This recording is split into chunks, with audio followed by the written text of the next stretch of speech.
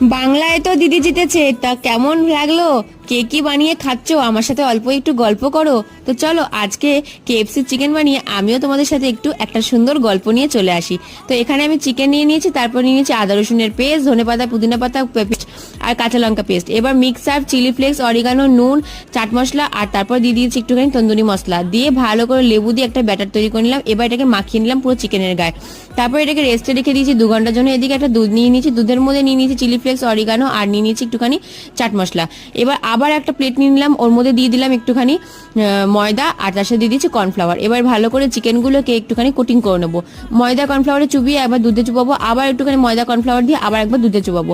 এইভাবে বারবার একটু কোটিং করে নেবো। আর কোটিংটা কিন্তু দারুণ হয়েছিল বন্ধুরা, একবার করে দেখো। ভালো লাগলে অবশ্যই লাইক করো, সাবস্ক্রাইব করতে কিন্তু ভুলো না। এরপরে দেখো এখানে গরম গরম তেলের মধ্যে ভেজে নিলাম, আর একদম খবর দেখতে দেখতে কেএফসি চিকেন রেডি। আমিও খুশি, আমার বড় খুশি, আর তার সাথে সাথে কেএফসিও